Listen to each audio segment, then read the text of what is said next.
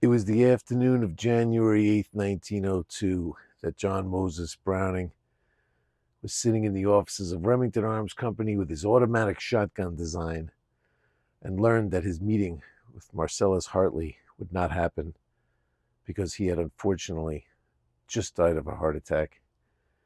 Browning, undaunted, took this design to Europe, to Fabrique Nationale in Belgium, to produce the shotgun there. And it was on one of these long boat rides across the Atlantic that he designed the brother to his automatic shotgun, the hammerless pump action.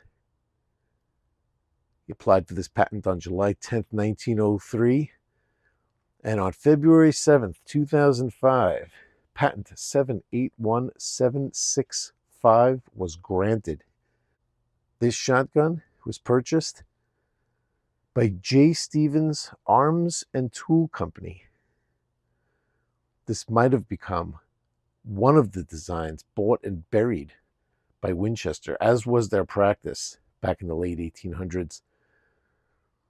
Joshua Stevens had long since retired in 1896 and died in 1907, but his former bookkeeper, Irving H. Page, took over the company back in 1896 and had the vision enough to step in and purchase this Browning design. It's easy for this shotgun to slip through the cracks in our examination of Browning's designs, not because Stevens wasn't a large company. They were the largest producer of shotguns back in the day. But maybe it's just because the company doesn't exist to this day. And while we're used to hearing about Remingtons or Winchesters or Fabrique Nationale FN guns, Stevens got lost in the mix shortly after this shotgun was produced.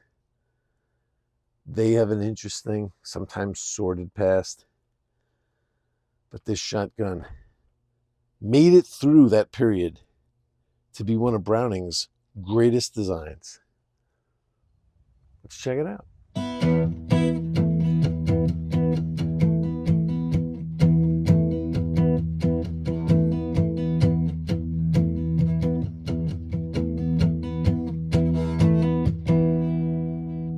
Mill Serp Garage, Stevens, model 520.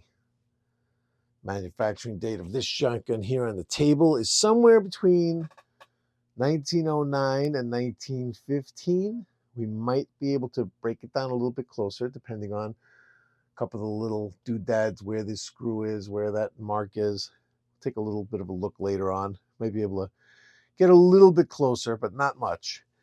What is this thing? It is a 12 gauge shotgun with a 30-inch long, full choked, 2 3/4 inch chambered barrel with a capacity of 5 in the tube, 1 in the chamber.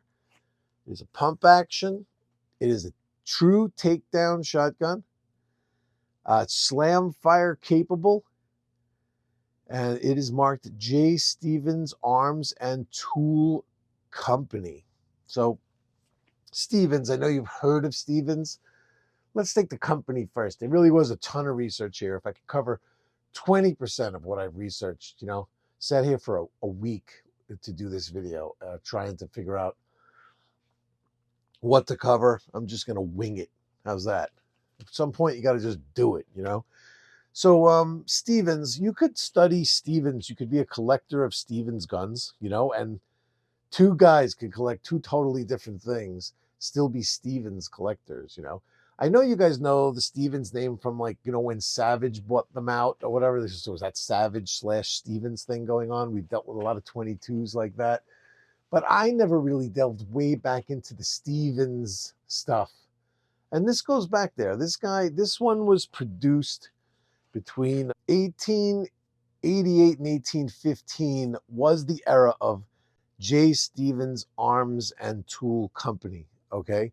The Model 520, that specific model, was made between 1909 and 1915. But the the 520 carried all the way through to 1939. Just this 520, this particular era of Stevens manufacturing, let's say. There was a 520A that was made from 39 to 48. There was a 620, which was a rounded receiver version made from 27 to 39, and a 620A made from 39 to 55. So you see right away, all of a sudden, we're getting a little bit crazy. Let's take a step back. There's a lot of, there's so much information, you could easily get sidetracked. Just know that we have to like kind of focus on like what we have right here on the table, because it's important just to this original J. Stevens Arms and Tool Company. It has this double hump receiver here. You know what I mean? It's this particular model, 1909 to 1915. That's why I'm dating it like that. Like I'm giving you a date of this shotgun, the same date. I'm not really sure how to even narrow it down much closer, because the serial numbers are just assembly numbers, you know, things like that. So Stevens as a company has a few different eras. There's the era of 1864 to 1888, where they were called the J. Stevens. It was just J. Stevens and Company, Chicopee Falls, Massachusetts. We've been to Chicopee before here. And it was, they went through, you know, changes here and there. Now, this starting in 1864, Joshua Stevens, the founder, was already 50 years old. So if you want to go back and study Joshua Stevens' history, this guy was, I mean, he started as an apprentice in gun making with he worked with Colt at the very beginning. He worked with Edwin Wesson at a period. He's been fired, he's been sued, he's been rehired. He worked here, he worked there. This guy's got a pretty interesting history all on his own, way before this whole start of Stevens. You know, putting Stevens together in 1864. He had some partners, James Taylor, W.B. Fay, and I think that might be like a brother or something to the Fay. There was some Fay patent on some shotgun back when we were doing, I don't know, the break actions. Was it with the Bay State? I don't remember, but there was a Fay patent back in there, and I'm thinking that maybe there was some relation there, you know. But I did a lot of research here just on the J. Stevens timeline itself, and it was pretty crazy. But he retired long before this shotgun here was made, and died shortly after. He retired in 1896 and died in 1907. Joshua Stevens. So it was Irving H. Page, who was his former bookkeeper, who was in charge of the company, you know, overseeing the purchase of this guy from Browning. You know what I mean? It wasn't actually Stevens himself. But the era, so I gave you that first era of Stevens and Company. So it was the one after that that we're dealing with now. 1888 to 1915, J. Stevens Arms and Tool Company, Chicopee Falls, Massachusetts, or sometimes called J. Stevens A&T Company, if you see that, you know. Now, right after, an interesting piece of history for Stevens, the company, is that, you know, they sold this thing right up until the start of World War One.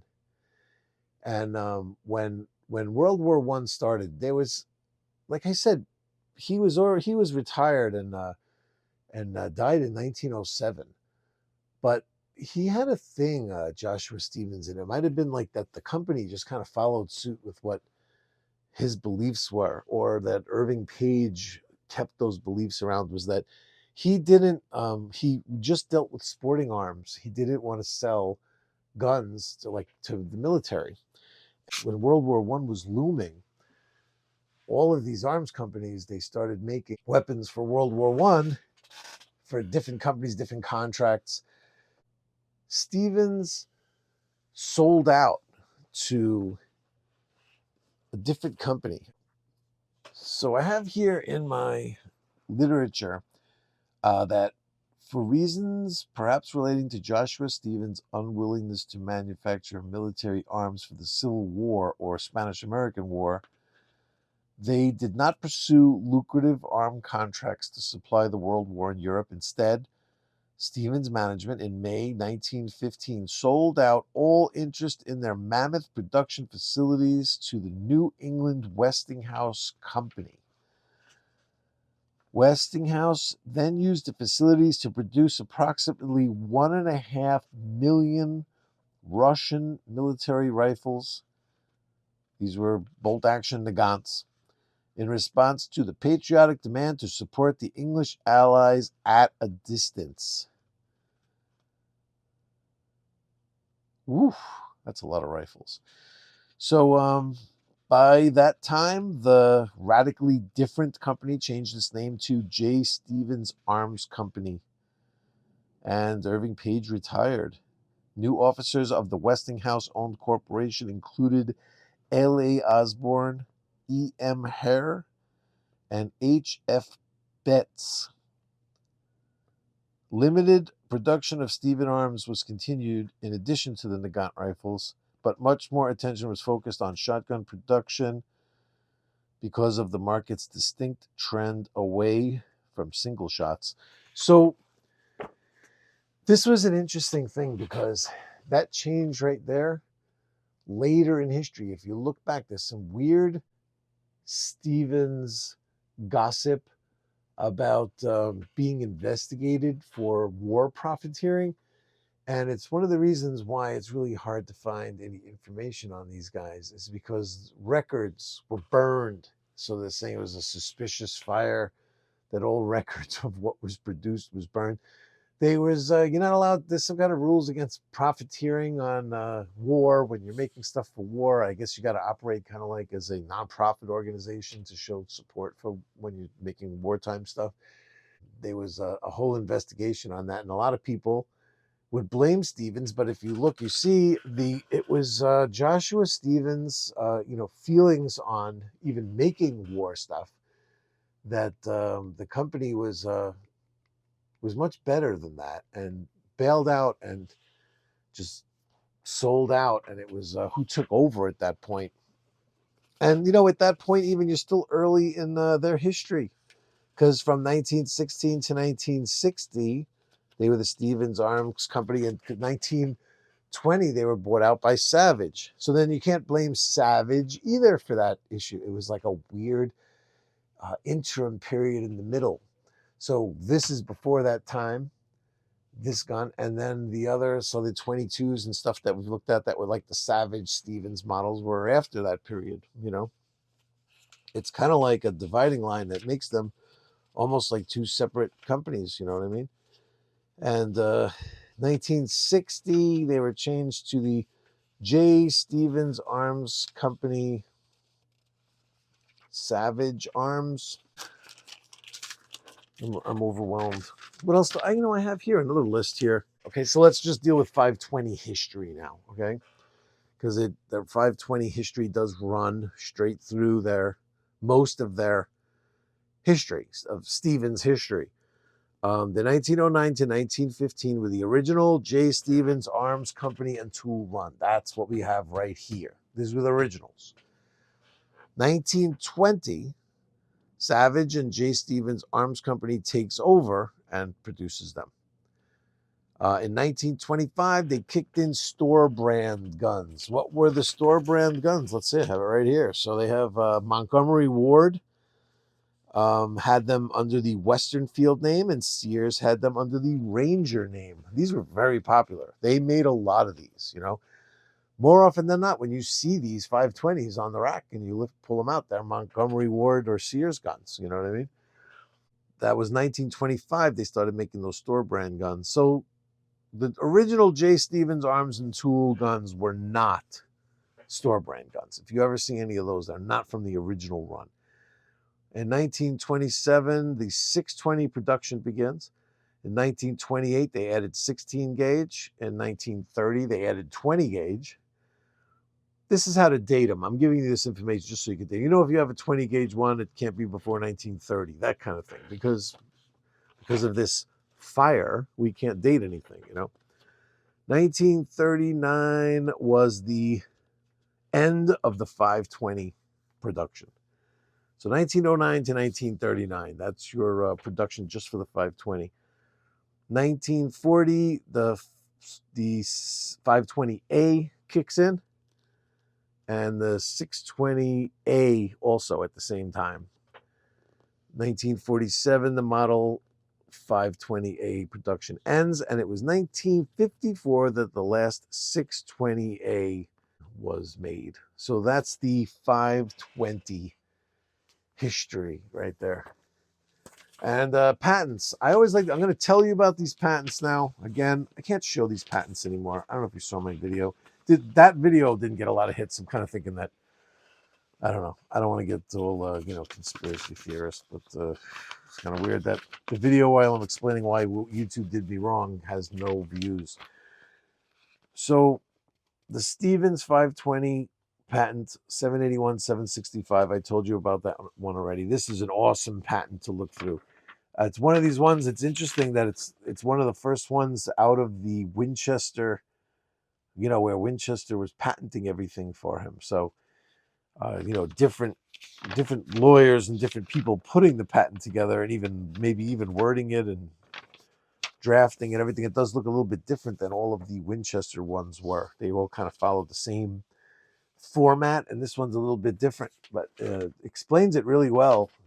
And almost every aspect of this shotgun was a new design. It's interesting. Back then Browning called it the hammerless shotgun. That was his name. I was Stevens that came up with model 520. Hammerless because shotguns, you see how that hump back there is like to show, this is where the hammer was. It's in there. There's a hammer in there, but it's not really necessary. You could round it off, but it's interesting how Browning, doesn't it look like a BAR, the Browning automatic rifle? This was what Browning was also making right around the same time, I'm pretty sure, right? So you can see he loved this look, Browning just loved this look. The other patent for the 520 is patent number 864809, and that one is just simply for the way the action bar connects to the bolt. And we'll take a look at that in a little bit. If you want to poke around, there's another patent when J. Stevens was about 50 years old and started up J. Stevens and Company in 1864. The patent he started that company with was 44123, patent 44123. That was a breech loading firearm. And I'll show you. See, when I say about that Stevens, there's all different levels of collectors. Let me see, where is this? Let me get this out. So this is an interesting, check this out. This was a meeting of the American Society of Arms Collectors in Cincinnati, Ohio. This guy's dad, Cecil Kaiser. So this was written by Thomas Kaiser. Cecil Kaiser gave a talk on Stephen Arms. He's happy and honored to do the same. So he has this information on Stevens. And just to give you an idea, so this is Mr. Joshua Stevens. This was Fay and Taylor, the original guys he started the company with. And just to give you an idea, so they break down, you could do a lot of study just on, they have a lot of information about the company itself, like, before this whole thing with this fire, they have some information on the original Stevens company, more than they do on the one later on. But see the collectors of these types of guns, this is what Stevens really did back in the day. These small pistols, these tip-up pistols, they did everything from bicycles, the tools, cars they were involved with. So here's the tools that they made. They made different kinds of tools, bicycles. Even there was a Stevens Duria car. And these are very supposedly these are like super collectible vehicles here. There's a whole niche of people that collect just those cars, and they're supposed to be very, very popular, very, very popular collector community. Yeah, see, and you could go on with the history forever. Let's just talk about Milsurp Garage history from this point on. So if you want to really delve in and do a ton of history on this guy, I encourage it. Check it out. It's a pretty cool gun to research. But with us, so what we first started with the 520, we had this 520-30.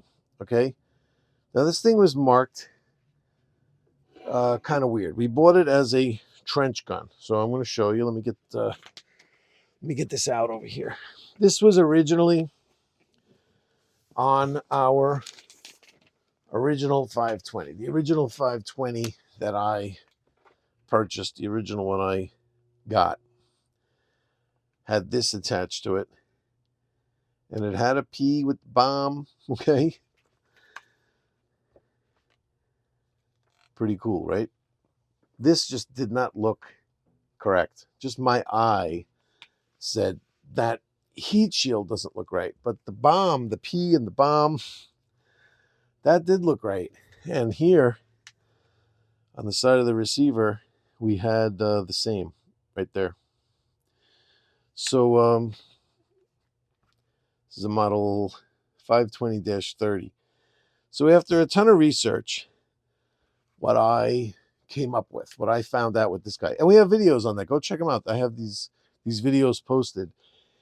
Was that you could tell by where the scrolling is on here that this was not a trench gun, and this matches, these numbers match the assembly numbers.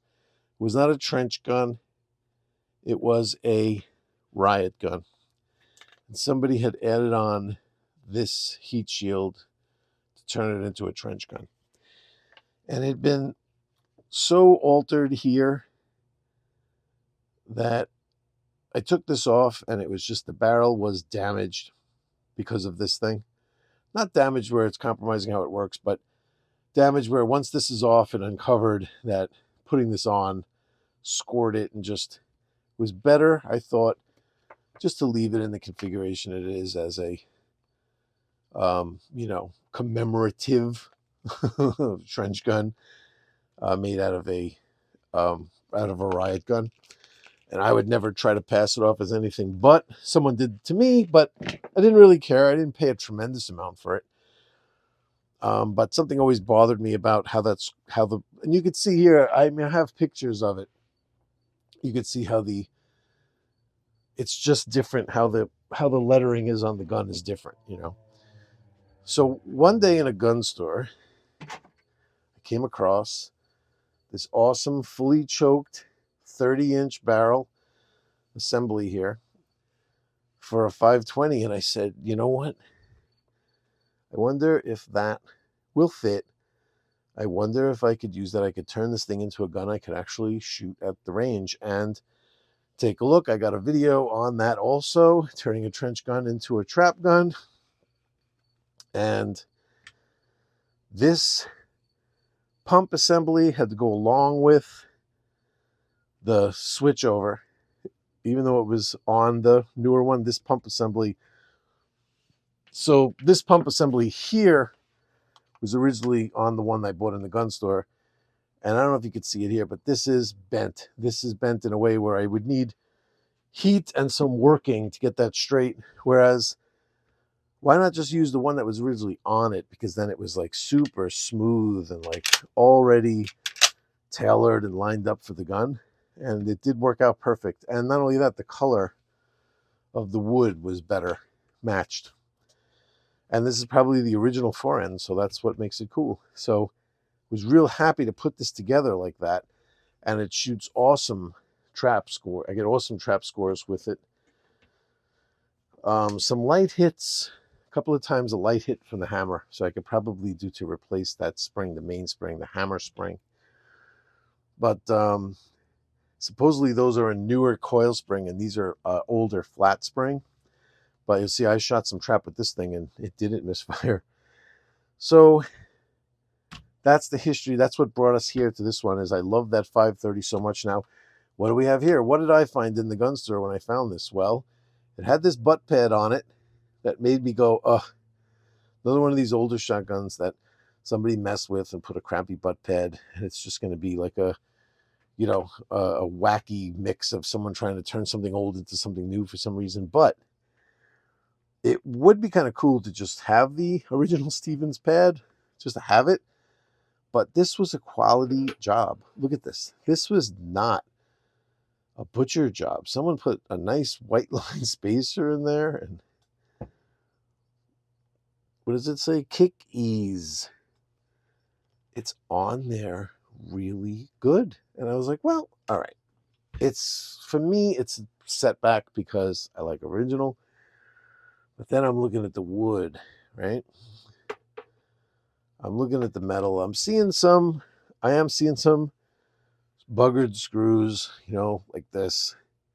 It always drives me crazy. It is what it is. It's really hard to find mint ones where the screws are perfect on these, but I'm just looking at the basic patina of it. I'm checking numbers. There's serial numbers on these. So there's a number on the tang. When you take it down, there's a number inside here. There's a number on, what are the, I named these parts. Where are these parts? So here, I wrote the name of the on. So there's matching assembly numbers. We call them assembly numbers now just because Stevens records are gone where you can't call it anything. You can't call it a serial number anymore. It's not serialized to anything. So it's just an assembly number now where you can just match the guns to each other, but you can't use that number to come up with any information on where it was manufactured, when, you know, like what the timeline, nothing.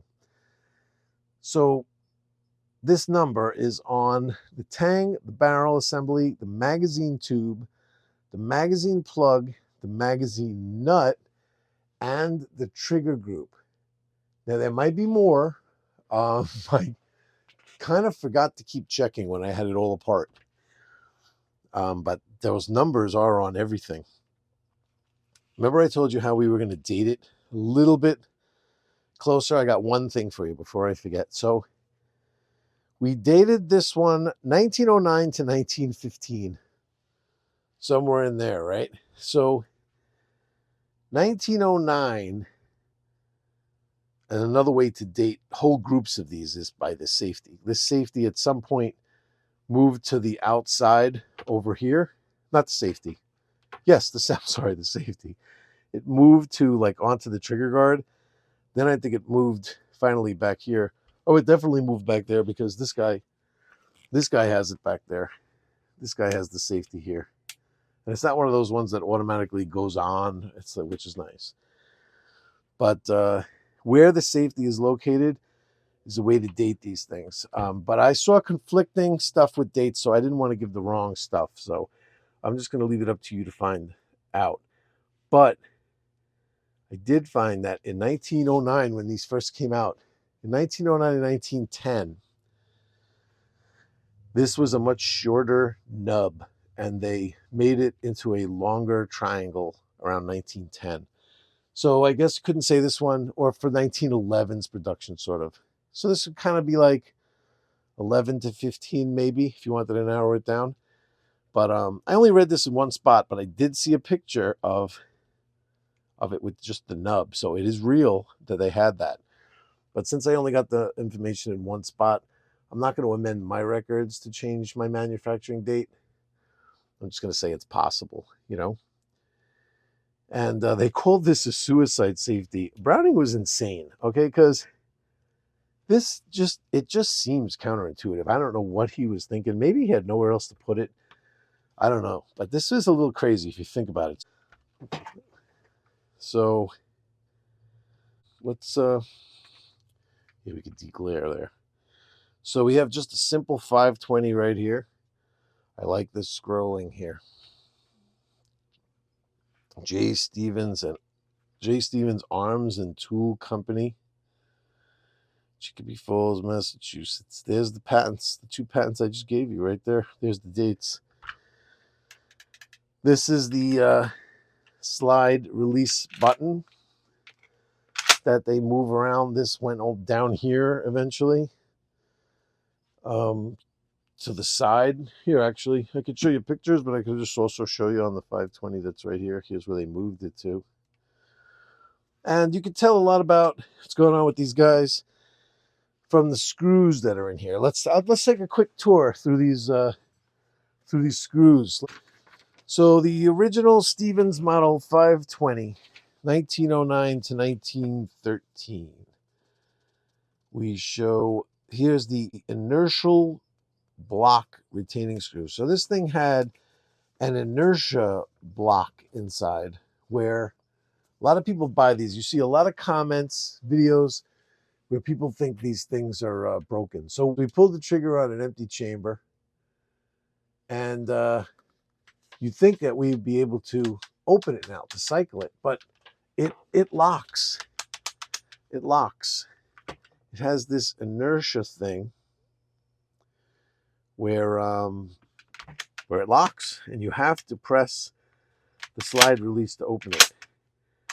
There is no opening it without the slide release. Even after you dry fire it, that is, it won't open. A lot of people are like, well, that's ridiculous. I don't have to keep hitting this button every time I want to open it after firing.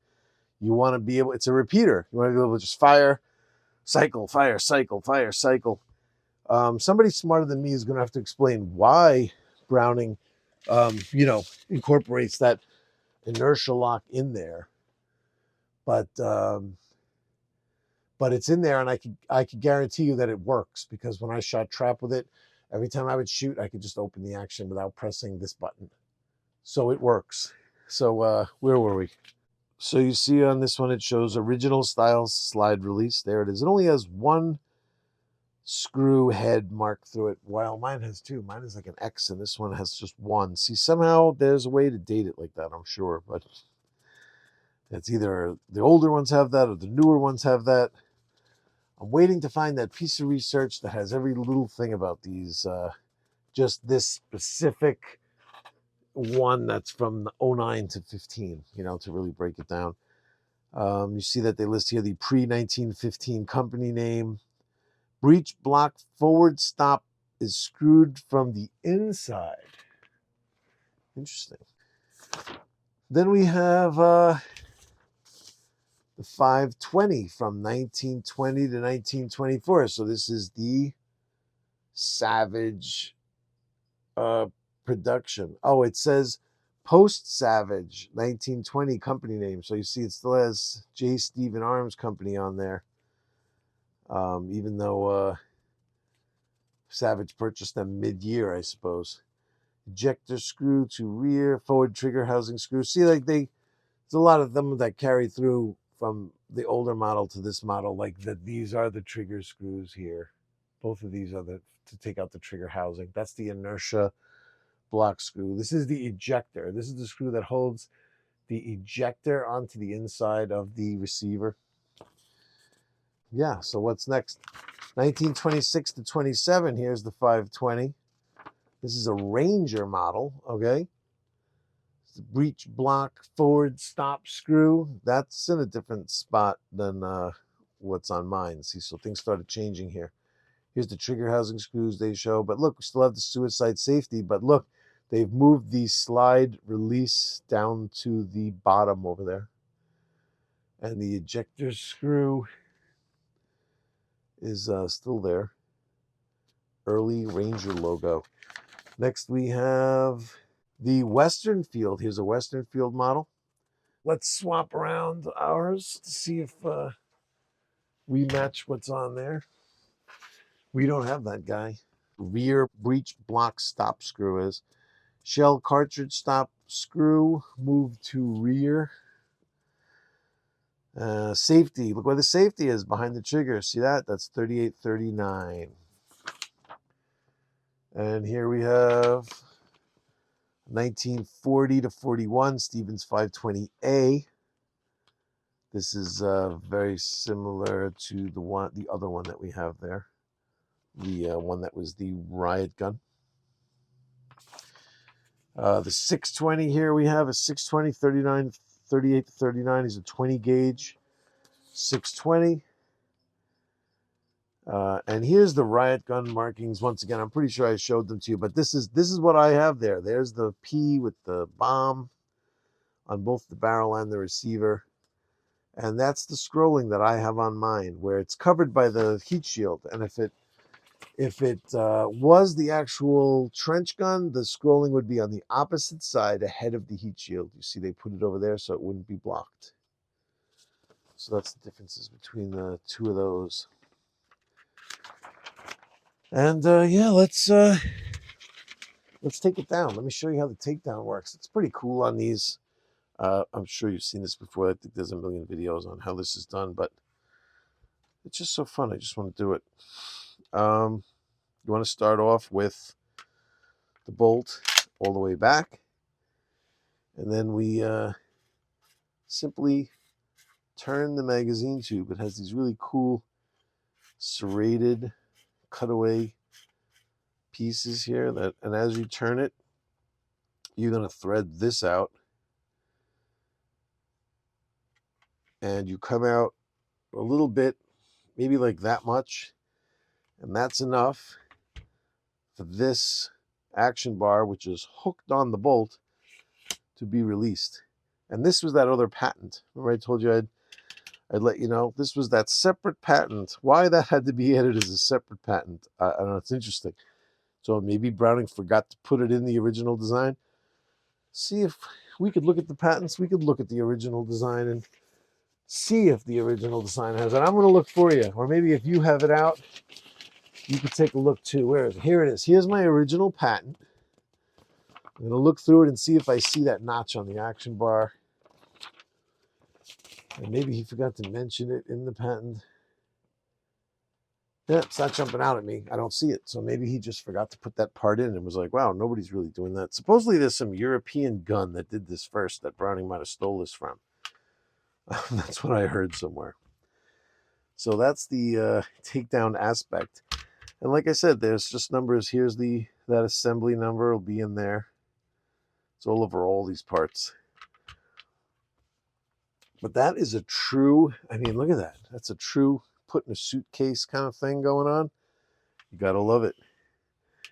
Got to love it. And then reassembly is just as simple.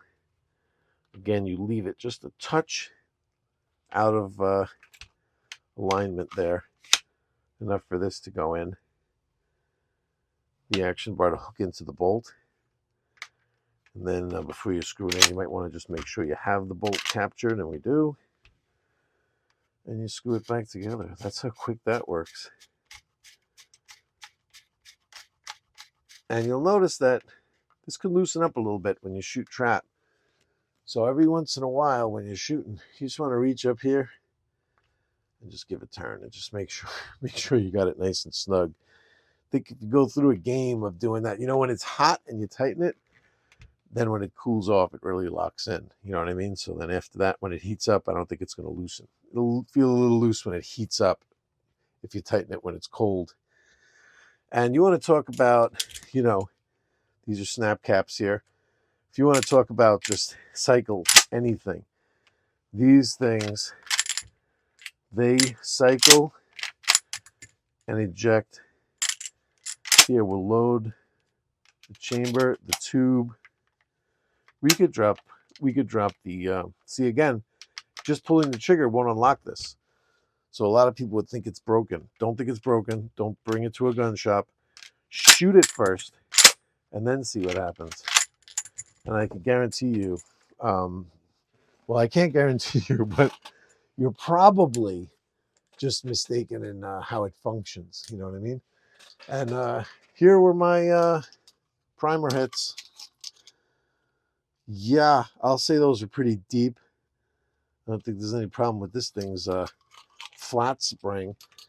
Meanwhile, they change over to this coil spring. Maybe they did it just for manufacturing costs and not to make it better, because this other one I have here is weak. There's a couple of times on the line I dropped the hammer on a shell that didn't go off and had to, and I hit it again, and I took it out, put a different shell in, but then just threw that one back in my bag and went back to it later on, and it worked. So it happened a few times. It happened, I shot 4 games, and it happened like 3 times on the last game. So I was like, oh, it's heating up maybe. And then the spring, when it heats up, Maybe the spring just didn't have enough oomph. And I remember thinking, got to get in there and get that spring and replace it before I shoot with it again. But I think I shot with it against a game or two, and it didn't mess up. So this might be just on the verge, or maybe I was using some ammo that's just stiff. But how did it shoot? Let's talk about the range. Okay, so what did I shoot with this thing? I shot four games. I shot a 19, a 21, a 19, and a 16. I thought I messed up the footage, but I was able to recover it here for you. I almost went there for recorded all four games for nothing. That comes out to 75 out of 100, where I'm, really just paying close attention to how the gun is operating really and feeling out a lot of things. There's a lot of things in my mind going on when I'm testing out these guns besides actually concentrating on hitting these birds. I'm not giving an excuse of why I'm missing. I'm just saying I'm sitting there examining its function, feeling it out, you know what I mean? So when you go in there and you're not even interested in the gun, you're really just concentrating on just the birds. It's a little bit different. I noticed I could shoot a little bit better with the concentration going on. Like that last game when I got the 16, that game I was kind of messing around with how I was sighting down, how I was holding the gun and sighting down the top of it. It's a little weird with that hump. Not weird in the sense that it's hard to sight it. It actually puts it right in the right sight line. It's just higher than normal. You're looking at a lot of receiver. Whereas, if it's a raised rib, it's just a little bit different. It's hard to explain. It wasn't like it was a raised rib. You have the receiver still low and you just have the rib. It's kind of like the sight that you're looking at is higher. But it's just it's hard to explain, but it's just a very tall receiver look, which, like I'm not really used to. But it worked really well. It definitely puts the bead, and of course the bead we shined up with our crocus cloth, the jewelry cloth. Those beads are made out of brass, and if you polish them, they come up, nice, bright, shiny with a nice jewelry polishing cloth. And it was easy to pick up the bead, and it's long, it's heavy. This thing, you know what I mean? It's this butt plate. I will admit, this butt plate was really nice to have on there. It definitely made it feel nice and soft, and it didn't mess it up. It's one of those, I shouldn't really say that I don't mind that it's there, because I do mind that it's there. I kind of wish it was original. I really do. I'm not going to convert back, because I'd hate to think that the guy actually, cut the stock flat to fit that butt plate. Like maybe I buy the original butt plate and then it doesn't fit, and that would really be upset. I'm probably just going to leave it the way it is, but it did feel nice and cushy, so it was kind of cool to have that going on. I'm not really used to that with these older guys, but it shot really well. It felt really nice. It was one of those ones where it just felt natural. To shoot it. It's cool to go to the trap range with a gun that's this old. Definitely adds an element to it. What these things have been through. And John Browning, he died in 1926, so he could have very easily, picked this one up off of Stevens' assembly line back in, 1911, 1912, and took a look at it over there in Chicopee Falls. Browning, we'll go back we'll end the video on the history that we started it with. So Browning walked out of Winchester with his automatic shotgun, and they might have had some work later on in years down the line on, I think, the machine guns and stuff like that. And Browning was working on stuff later on in his life, but walking out of Winchester with that automatic shotgun of his was must have been a bad time for him. He must have felt like he wasted a lot of time with Winchester on that gun. He loved the that auto loading shotgun that he came up with, and he must have really felt like he wasted a lot of time with them. And although I've read that Browning, although Winchester hid away a lot of his designs just so that they wouldn't get out there, kind of. So it's like they didn't want to produce guns to compete with themselves. They didn't want competitors to come out with those guns either. So they just bought a lot of his designs just to shelve them, just to be like, yeah, we're gonna send it to our engineers. We'll see what we come up with, and they would just bury it. They just didn't want it getting out there. And this one could have easily been one of them, although Browning did say a lot of them were a joke. He was like, stuff that he wouldn't even want to produce, but that Winchester would just buy it anyway. Any design, he'd be like, "Hey, check out this design." It's like if they really checked it out, they'd be like, "What? It's just junk. We're not buying it, and neither will anybody else." Just to be safe, they would just buy everything. So a lot of them would just kind of like throw away guns, like designs that Browning knew like were dead ends that didn't really work.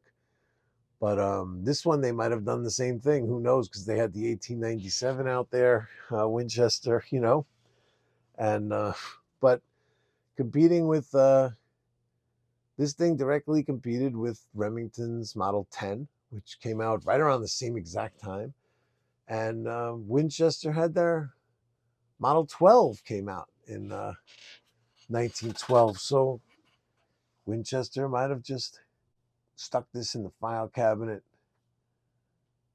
like some of the others. So it's good that the fact that Browning walked out of Winchester, had some issues with Remington with the death of their owner, eventually came back to Remington with the auto shotgun. They were making it in 1909. Right around the time when this is being produced, Remington was producing his auto loader.